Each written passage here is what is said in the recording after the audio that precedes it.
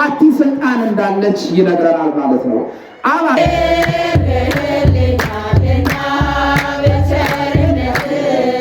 አስነሳው አለ። የአብ ስልጣን የወልድ ስልጣን ነውና መንፈስ ቅዱስ አስነሳው አለ። የመንፈስ ቅዱስ ስልጣን የአብ ስልጣን የወልድ ስልጣን ነውና ወተናለሞ በሶራ ጋደሎኖ የቸግራረ ከቤት ተደቅኖ ኮለኛ በጥባጭ በሆነች ነፍስ የእግዚአብሔር ጥበብ አታድርም ይላል። ማሳፈራ የእምነት ጋሻዬ ሰከብኩ ወሆንኩ እስመ እግዚአብሔር አንሣአኒ፣ እኔ ተኛሁ አንቀላፋሁ እግዚአብሔርም አስነሳኝ የሚል ኃይለ ቃል አለ። ይህንን ቃል መሰረት በማድረግ ወይም ርዕስ በማድረግ እንማማራለን ማለት ነው። ሀሳቡን የተናገረው ልበ አምላክ ዳዊት ነው። ሀሳቡን የምናገኘው መዝሙረ ዳዊት መዝሙር 3 ቁጥር 5 የሚገኝ ሀሳብ ነው። እንግዲህ መዝሙረ ዳዊት ሐዲስ ደረቅ ይባላል። ለምንድን ነው ሐዲስ ደረቅ የተባለው ከተባለ ልበ አምላክ ዳዊት የአምላክ ልብ ሆኖ አምላክ የሚያከናውነውን ስለተናገረለት ነው። ጥንት ስለ ዓለም መፈጠር፣ ጥንት ስለ ሰው መፈጠር፣ በኋላም ደግሞ በምሳሌነትና ልክ በክርስቶስ ተገብቶ ቀነውኒ እደውየ ወእገሬ እያለ ተናግሮ ስለነበር ብዙ ዳዊት ሐዲስ ኪዳንን ዳሰሳ የሚያደርግ ነውና ደረቅ ሐዲስ ይባላል ዳዊት። ስለዚህ ቤተክርስቲያን ቅዳሴ ስትቀድስ ከብሉይ ከሊቃውንት ከመጽሐፍ ቅዱስ አድርጋ ነው የምትቀድሰው። በጣም የሚደንቀውና የሚገርመው ማለት ነው።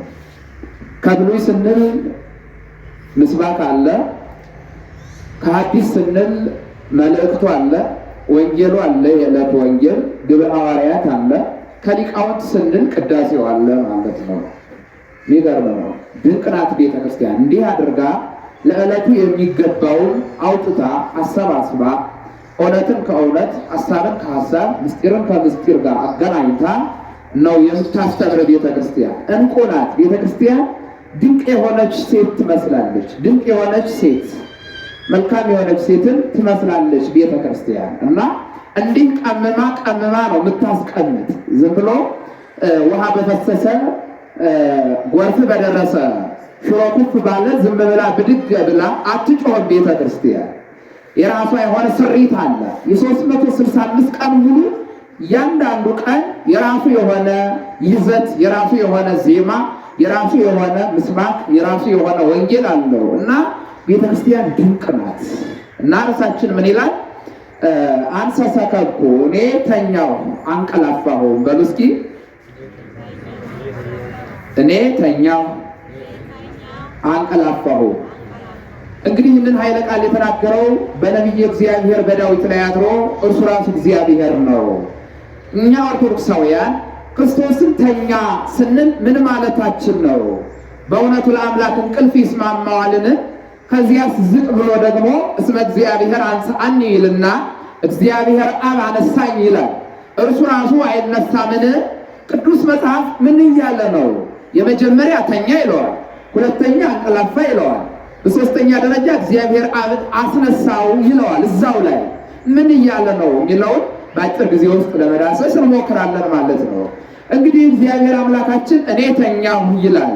አንሰ ሰከብኩ፣ እኔ ተኛሁ አንቀላፋሁ፣ እስመ እግዚአብሔር አንሣአኒ፣ እግዚአብሔር ደግሞ ምን አለኝ ይላል? አነሳኝ ይላል። አነሳኝ ይላል። እግዚአብሔር አብ እንዳነሳው በመዝሙረ ዳዊት ተናገረ። በዚህ መዝሙር ላይ እግዚአብሔር አብ እንዳነሳው በግብረ ሐዋርያት ዘአንሥኦ አቡሁ ለእግዚእነ ወመድኃኒነ ኢየሱስ ክርስቶስ ምዕራፍ 2 ላይ እግዚአብሔር አብ ያስነሳው የጌታችን የመድኃኒታችን የኢየሱስ ክርስቶስ አባት አብ እንዳስነሳው የሐዋርያት ሥራ ምዕራፍ 2 ይናገራል። እንዲሁም ደግሞ የባህሪ ሕይወቱ መንፈስ ቅዱስ እንዳስነሳው ሮሜ 10:16 ዘአንሥኦ መንፈሱ ለእግዚእነ ኢየሱስ ክርስቶስ የጌታችን የመድኃኒታችን የኢየሱስ ክርስቶስ የባህሪ ሕይወቱ መንፈስ ቅዱስ ጌታችን መድኃኒታችን ኢየሱስ ክርስቶስን እንዳስነሳው ይናገርለታል።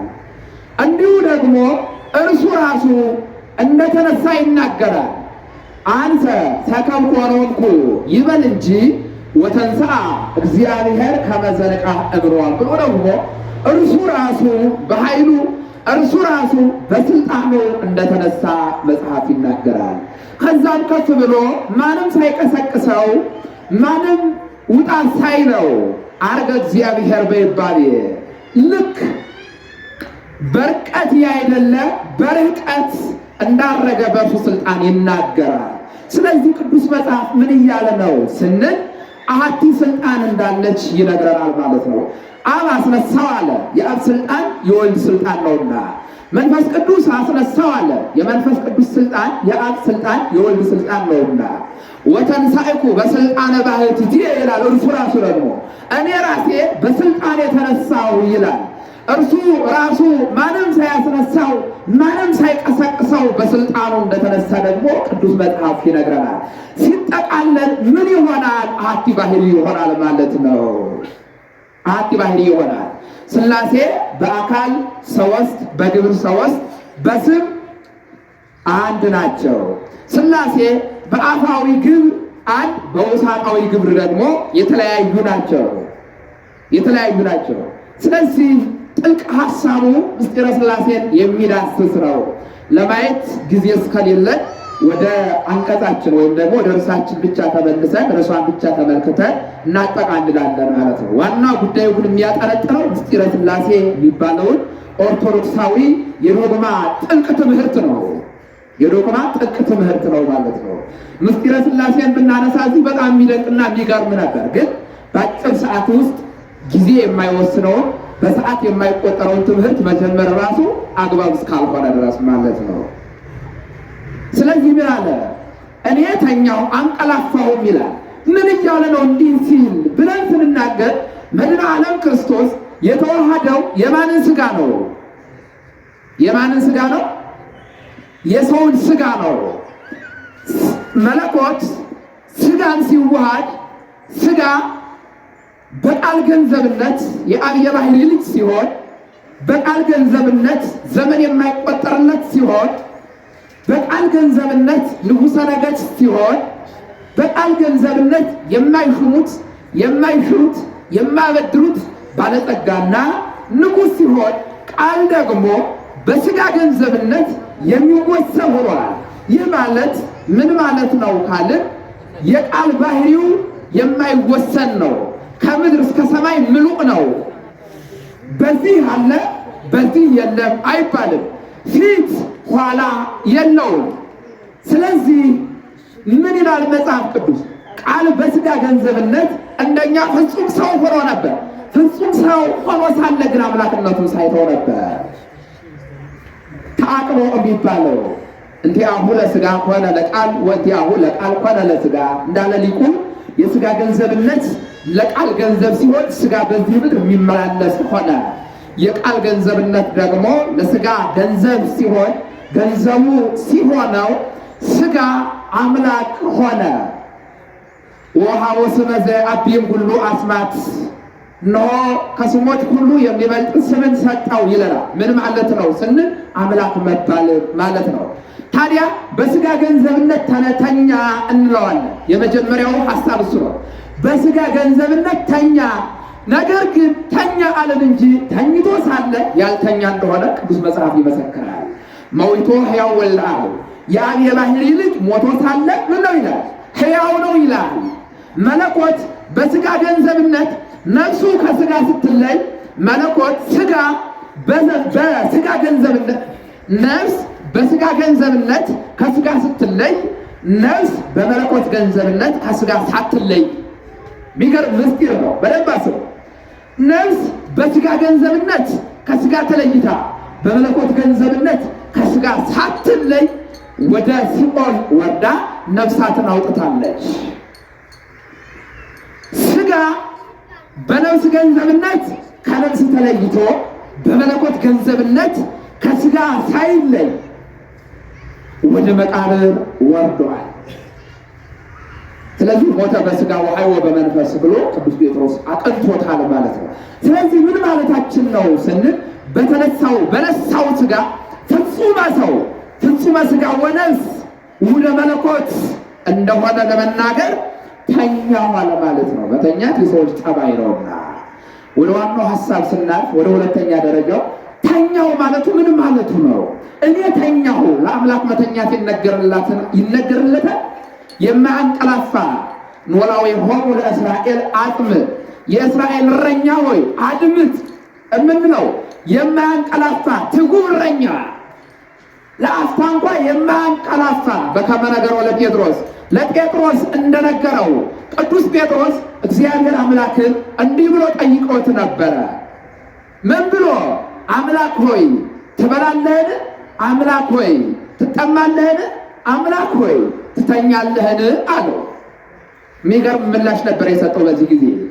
እነሆ ክርስቶስ ወንጌልን በምሳሌ ማስተማር እጅግ በጣም የሚገርም ነውና በምሳሌ አስረዳው።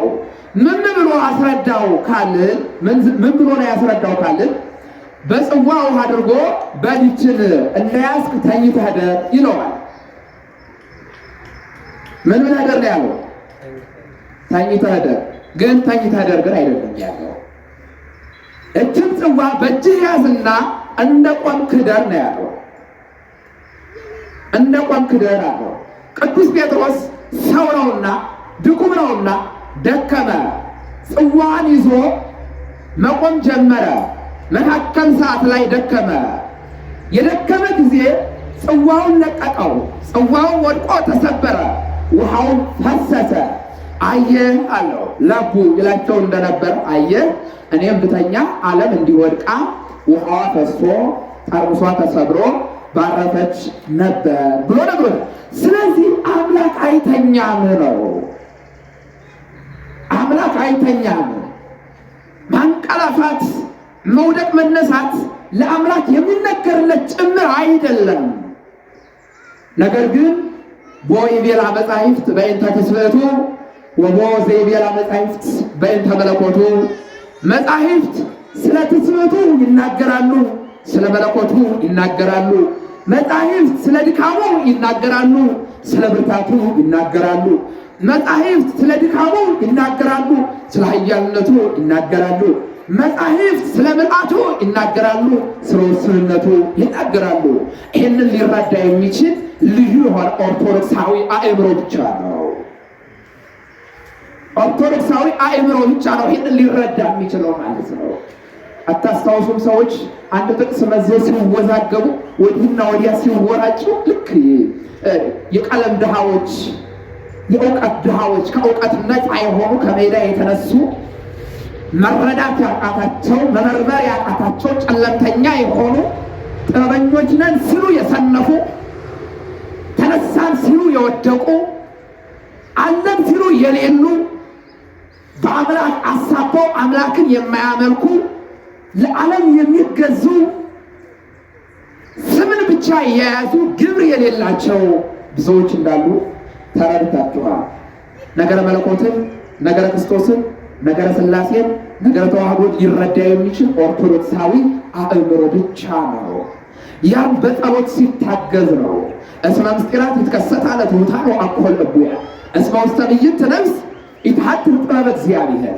ተንኮለኛ በጥባጭ በሆነች ነፍስ የእግዚአብሔር ጥበብ አታድርም ይላል። ይህንን የሚናገር ቅዱስ መጽሐፍ ነው። ወዳጅ ታዲያ ትህትና ባላቸው ሰዎች ምስጢር ይገለጣል፣ አንድነት ይገለጣል፣ ስምምነት ይገለጣል፣ ትህትና ይገለጣል። ታዲያ እግዚአብሔር እኔ ተኛሁ ሲል ምን እያለ ነው ካልን በእኛ ተገብቶ እኛ ከገባንበት ጉድጓድ ውስጥ ገብቶ እኛን እንዳስነሳን እየነገረን ነው ማለት ነው። ትልቁ ምስጢር እሱ ነው። ጥንት መቃብር ስጋን እየተቀበለች ትጎርስ ነበር፣ ትውጥ ነበር፣ አትጠግብም ነበር። የሰው ስጋ መቃብር ገብቶ ኃይሉን አጥቶ ነበር፣ በስብሶ ነበር፣ ፈርሶ ነበር፣ ሸቶ ነበር። የመነሳት አቅሙን አጥቶ ነበር፣ ዘር የመሆን አቅሙን አጥቶ ነበር። ስለዚህ ክርስቶስ ወደ መቃብር ወረደና መቃብር ባረካት። ከዛስ ምን አደረጋት? እንድትወልድ አደረጋት ማለት ነው። አሁን ሞት በእኛ ላይ ኃይል የለውም ማለት ነው። ለምን ካልን ክርስቶስ ገብቶ ሞትን አከሰረው። በኦለ ሞት ዘለኮለ ጽልመት እንዴ ሞትን አሸነፈው። በኦለ ሞት ቅዱስ ያሬድ እርሱም ራሱ በኪዳን ተናግሯል። ዘለኮለ ጽልመት ይላል። ጽልመትን ጨለማን ዲያብሎስን ዘለፈው አለ፣ አሰቃየው አለ። በትምህርተ ቡአት ይህ ማነው እኔን የሚያሰቃየኝ?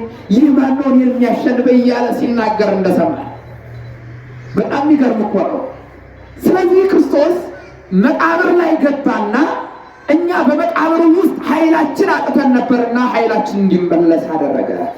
ስጋችን መነሳት የማይችል መልቀል የማይችል ሆኖ ነበርና መልቀል የሚችል አደረገው ማለት ነው።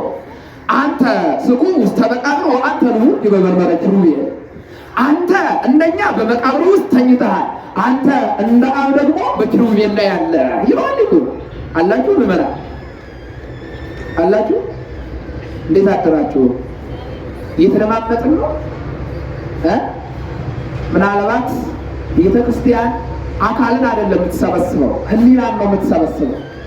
ቤተክርስቲያን አንድ የምታደርገው የሰው ልብ ነው። ልብ ላይ ነው የምትሰራ ቤተክርስቲያን። ዓለም አካል ላይ ነው የሚሰራ። ዓለም ውጭ ላይ ነው የሚሰራ። ቤተክርስቲያን ውስጥ ላይ ነው የምትሰራው። ውስጥ ላይ ነው የምትሰራው። ዓለም ሰዎችን ሲሰበስብ በሃይላንድ ውሃ ነው። የሚገርም እኮ ነው። በሃይላንድ ውሃ ማለት ነው። ቤተክርስቲያን ሰዎችን ስትሰበስብ ህይወት በሆነው በማያልፈው በቃለ እግዚአብሔር በእውነት ነው ማለት ነው። ስለዚህ እዚህ ቁጭ ብሎ ከተማ ላይ የሚዋኝ ሰው እንዳይኖር ለማለት ፈልጌ ነው። ህሊና ብኩር ነው፣ በጣም ከባድ ስለሆነ ማለት ነው። እዚህ ቁጭ እንዳለ ከተማው ላይ የሄደ የምግብ ቤቱ ገብቶ አዞ ምን መብላት እንዳለበት የሚያስብ ሊኖር ይችላል። እዚህ ቁጭ ብሎ ሆቴል ላይ ሄዶ አሁን በቃ እንዲህ አድርጌ ምናምን እያለ ቁጭ አሁን እጅ በልቼ ጠጥቼ ተመልሼ ምናምን እያለ ቁጭ የሚባለውን ነገር ግን አልሰማም አይደል? እያለ የሌለ ማለት ይህ ነው። ህሊና ይሰረቃል። ስለዚህ ህሊናችን ልንዳኘው ይገባናል ማለት ነው። ታዲያ ክርስቶስ ወደ መቃብር ገባ ስንል ምን ማለታችን ነው ካልን መቃብር ላይ ገብቶ መቃብርን ባረካት፣ እኛን እንድትወልድ አደረጋት። ነገ ያለምንም ድካም በኃይል እንነሳለን። ይዘራ በክብር ወይ ተነሳ በክብር፣ ይዘራ በሐሳር ወይ ተነሳ በክብር። ቅዱስ ጳውሎስ በሐሳር ይዘራል አለ። የሰው ልጅ ሰው ሲሞት እንዲያው ባለጸጋም ቢሆን ልብሱን የሚያወልቀው ሰው ነው። የሚያስሩት ሰዎች ናቸው። የሚገንዙት ሰዎች ናቸው። ጉድጓድ የሚጭሩለት ሰዎች ናቸው። ተሸክመው የሚያደርሱት ሰዎች ናቸው። ኃላፊነት የለውም። ሰዎች ይወስዱና በአንድ ረዝም ኬሻ ጠብለን አድርገው ጉድጓድ ውስጥ ከተውት ይመጣሉ። ይሰራ በድካም ማለት ይህ ነው። ነፍሱ ከስጋው ስትለይ በጣይር ነው፣ በጭንቅ ነው። ቅዱስ የሆነ እንደሆነ ቅዱሳን እየታዩት መዓዛ ገነት፣ መዓዛ ቅዱሳን፣ ማዕጠንተ ሱራፌል እየታየው እየሸተተው ነፍሱ ከስጋው ትለያለች። ክፉ የሆነ እንደሆነ ዲያብሎስ ጥርሱን አግጦ ፊቱን አክፍቶ ዓይኑን አፍጥጦ ይመጣበታል። ያኔ ያስጨንቀዋል። መናገር እንዳይችል አቅም የለውም። ዝም ብሎ መስተቃየት ብቻ ነው ድርሻው። ወዳጅ ዘራ በሐሳር ማለት ይህ ነው። ነፍሱ በጣይር በችግር ትለያለች። የኃጥእ ሰው ነፍስ ማለት ነው። የሚገርም ነው። ከዛም በኋላ ወስዶ ያስቀምጡታል። ስለ ባህል ተብሎ ያው ትንሽ ጥቁር ለመስለበስ ያደርጋሉ። የዘመኑ ጥንት የነበሩት አብረን ትኖር የነበረ ወንድማችን አባታችን ሕይወታችን እንዲኖር ያደረግ ብለው በክብር ነው የሚቀብሩት። የዛሬ ለማልቀስ ሽም ይይዛቸዋል። አባቴ ብሎ ለማልቀስ ሽም ይይዛቸዋል። እና ያቺ የቀብር ቀን እስክታልፍ በጣም በሚገርም ሁኔታ ነው የሚሰቀቁት። እንዲያውም በሰፊው ከተማ ላይ ተከራይተው ሁሉ የሚያስለቅሱ ነው። የሚያለቅስ ይከራያሉ። እንዲያለቅስ የሚያደርግ መድኃኒት ይውጣል። ከዚያ በልጆቹ ተገብቶ እያለቀሰ ይውላል ማለት ነው። ልጆቹ ዝም ብለው አስከሬኑን እየተከተሉ ልክ ማታ ላይ ያዩት ባለፈው ዕለት ያዩትን የፊልም የሚያስቅ ጨዋታ የሚያዝናና ጨዋታ እያወሩ እየሳቁ ይከተሉታል ማለት ነው። አባግጥ እኮ ናቸው፣ ሙታን እኮ ናቸው በእውነት። ታዲያ ምን አለ? ይዘራ በሐሳር አለ። በሐሳር ይዘራል አለ። ወይ ተነሳ በክብር፣ በክብር ደግሞ ይነሳል አለ። ምን ማለት ነው? ምን ማለት ነው? ነገ ክርስቶስ ሲመጣ አጥንትን ለመሰብሰብ ኃይል የለም። አንዴ ቀዳሚ ንፋተ ቀርን ይትጋባ ኩሉ ጸበለ ሥጋ ዘተዘርዎ። አንዱ እጅ በጎርፍ ቢሄድ አንዱን እጅ ነብር ቢበላው ከወገብ በላይ ሌላ ቦታ ከወገብ በታች ሌላ ቦታ ቢሆን አለ ያኔ ንፋት የተደረገ ጊዜ ሥጋ ይሰበሰባል አለ፣ ሳይቀላቀል አለ። ያንዱ ወደ አንዱ ሳይሄድ ይሰበሰባል አለ። አይ ወዳጄ ይሰበሰባል አለ። ወበካል ንፋተ ቀርን ይሰፈያ አዕጽምት ምስለ ሥጋ ወደም። ይገርም እኮ ነው። በሁለተኛው ንፋተ ቀርን ደግሞ ያ የተሰበሰበው ሥጋ አንድ ይሆናል አለ። ትኩስ በድን ሬሳ ይሆናል አለ። ትኩስ ሬሳ ይሆናል አለ።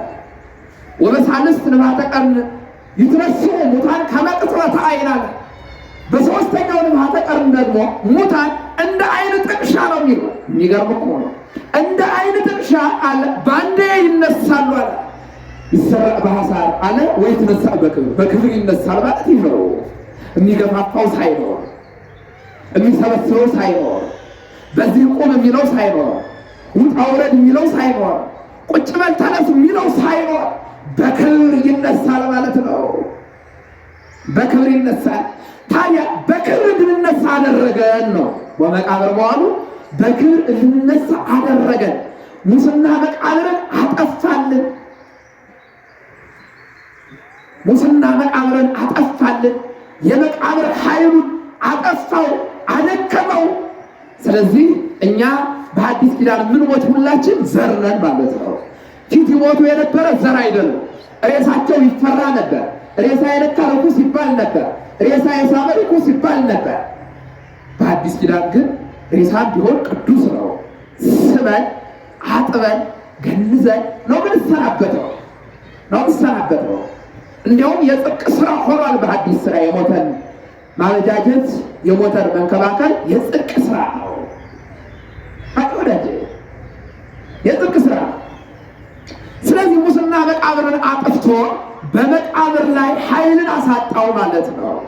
ስለዚህ አንሰ ሰከብኩ ወኖምኩ፣ እኔ ተኛሁ አንቀላፋሁም ሲል ለዚህ ነው ማለት ነው። እኛ በተኛንበት ተኝቶ ነው እኛን ያዳነ።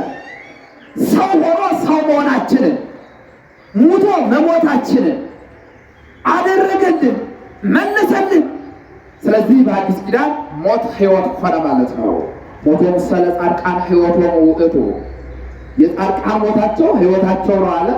ከዓለመ ጻይ ወደ ዓለመ ተድላ ስለሚያሸጋግራቸው። ስለዚህ ሞት የሚባለው በአዲስ ኪዳን ለእኛ ለኦርቶዶክሳውያን ባቡራችን ነው ማለት ነው። ባቡራችን ነው ማለት ነው። ሞትን ትፈራላችሁ አትፈሩ? ምዕመናን ትፈራላችሁ አትፈሩ? የትኛውን ሞት ነው የምትፈሩት? መፍራት ያለባችሁ ግን አለ። የትኛውን ሞት ነው መፍራት የሚገባ የሚለውን በደንብ ይጠይቃል። ሁላችን ሞትን እንፈራለን፣ ግን የትኛውን ሞት ነው? አለን የለንም? ዛሬ ሙቻለሁ አልሞትኩም የሚለውን ብናጠናው እኔም ባጠናው ወይ ሙቻ አገኘዋለሁ ወይም ለመሞት አገኘዋለሁ ወይም ደግሞ ሙቻ ለመነሳት አገኘው እችላለሁ። ለቡ ዘያነብ ላይ ለቡ የሚሰማ ሁሉ ያስተውል። የቆመ የሞተ አለ፣ የሞተ ሕያው የሆነ ደግሞ አለ። የቆመ የሞተ ማለት ንስሐ መግባት የማይችል የቆመ የሞተ ማለት በዚህ ምድር እያለ ዘረኛ የሆነ የቆመ የሞተ ማለት ሥጋው ደግሞ መቀበል የማይችል የቆመ የሞተ ማለት ሙስና የሚበላ የቆመ የሞተ ነው። ይህ በቤተ ክርስቲያን አስተምህሮ እውነት ነው። ምናልባት ሕግ የሆነባቸው ሰዎች ካሉ ሊቆጡም ሊበሳጩም ይችላሉ። ነው ሙታል ሙታል ብትወራጭም ብታመጣው ነገር ስለሌለ ሙታል። ከዘረኛ ከሆንክ ሙታል ምንም የለህም። ሕሊና ከሞተ ነፍስህ መሞቷ ነው። ሕሊና ከተነሳ ደግሞ ነፍስህ መነሳቷ ነው። ነፍስህ መነሳቷ ነው። ስለዚህ አምላካችን እኔ ተኛሁ አለ ማለት ነው። በሶስተኛ ደረጃ እኔ ተኛሁ ሲል ምን እያለ ነው ካልን አምላካችን እኔ ተኛሁ ማለቱ እንቅልፉ ምን ተብሎ ይተረጓማል ከተባለ ትዕግስት ነው። ኦ ትዕግስት ዘመጠነዝ ትዕግስት በቅዳሴ ማርያም ላይ ይህ ትዕግስት እንደምን ያለ ትዕግስት ነው! አይሁድ ሲጨብጡት ዝቅ ያለ፣ የኋለኞቹ ወደፊት ግንዱን አሸክመው ቶሎ ቶሎ ሂድ ብለው ሲገፉት፣ የፊተኞቹ ደግሞ ግንዱን እንደተሸከመ ቀስ በል ብለው ወደኋላ ሲገፉት፣ ኦ ትዕግስት እንደምን ያለ ትዕግስት ነው ወገኔ ሆይ፣ እንደምን ያለ ትዕግስት ነው። ስለዚህ ትዕግስት ነው። እንቅልፍ የተባለው ትዕግስት ነው። ምራቅ ሲተፉበት ዝም ማለቱ፣ ተነበየ ለነ ክርስቶስ እያሉ ሲቀልዱበት ዝም ማለቱ፣ እንቅልፍ ማለት ምን ማለት ነው ከተባለ ትዕግስት ነው። ኦ ትዕግስት ዘመጠነ ዘትዕግስት፣ ይህ ትዕግስት እንደምን ያለ ትዕግስት ነው፣ እንደምን ያለ ትዕግስት ነው፣ በምን ሊለካ ይችላል እያለ አባ ሕርያቆስ ያደንቃል። አይገርም ወገኖች? እስኪ በክርስቶስ ትዕግስት የእኛን ትዕግስት እንመዝነው። አንዳንዱ ውሃ ሲደፋ ይበሳጫል፣ አንዳንዱ ሲጠሩት ይበሳጫል፣ አንዳንዱ ጥለውት ሲበሉ ይበሳጫል፣ አንዳንዱ አባዬ ጌታዬ ፍቅረኛዬ ምናምን ካላሉት ይበሳጫል። አቤት ትዕግስት! አቤት ትዕግስት! ትዕግስት አለን ይሆን? አለ እጉስ ለመልካም ነገር እጉስ መሆን ችለናል። እንደ ክርስቶስ ሆነናል አልሆነም? ይህንን ሁሉ እያሰብን ነገረ ክርስቶስን፣ ነገረ መስቀሉን፣ ነገረ ድነቱን እያሰብን ከሰዎች ተለይተን ከሰዎች ጋር እየኖርን ከሰዎች ተለይተን መኖር እንዳለብን ግልጽ ነው ማለት ነው። ሰምታችኋል። ክርስትና ንግግር አይደለም። ክርስትና መሆን ነው። ክርስትና መቀበል ብቻ አይደለም። ክርስትና የተቀበሉትን በሕይወት መግለጥ ነው። መማር ማለት ቅሉ የመጀመሪያው ፊደል ነው፣ መቁጠር ነው፣ ከድንቁርና መላቀቅ ነው። ሁለተኛው መማር ማለት ደግሞ የተማርከውን ሐሳብና ትምህርት በመኖር ከኃጢአት ይቅር መባል ነው። መማር ማለት እሱ ነው። አንዳንዱ እንደተማረ የሚያረጋግጠው ዝም ብሎ ሲያወራ አማርኛ ሲሰነጥቅ ነው። ተማርኩ ብሎ ያስባል። ኖ መማር አይደለም። አንዳንዱ ደግሞ አባሮ ሲያነብ እንደተማረ ይቆጥረዋል። ኖ መማር አይደለም። ፊደል ማንጋጋት፣ ፊደል መቁጠር መማር አይደለም። የመማር የመጀመሪያ ትምህርት ነው ይሄ። መማር የሚባለው መቼ ነው ከተባለ የተማርከውን መኖር ስትጀምር፣ በሰረቁበት እጅ አትስረቅ የተባለውን ትምህርት ይዞ መመጽወት ስትጀምር፣ ያኔ ከድንቁርና ይቅር መባል ከኃጢአት ይቅር መባልን እናገኛለን ማለት ነው። ስለዚህ አምላካችን ምን አለ? አንሰ ሰከብኩ ወኖምኩ፣ እኔ ተኛሁ አለ። እኔ ተኛሁ አለ። እርሱ ተኝቶ እኛን ቀሰቀሰ። እርሱ ሲተኛ ሳይተኛ ነው። እኛ ስንተኛ ግን ተኝተን ነው። ስለዚህ ኦርቶዶክሳውያን ልዩ የሆነ እንቁ የሆነ ትምህርቷን ጊዜ፣ ቦታ፣ ጸሎት እያደረግን ልንረዳላትና ከምር ልንኖርላት ይገባል ማለት ነው። ከሰዓታችን አንጻር እዚህ ቃል ይቆያል።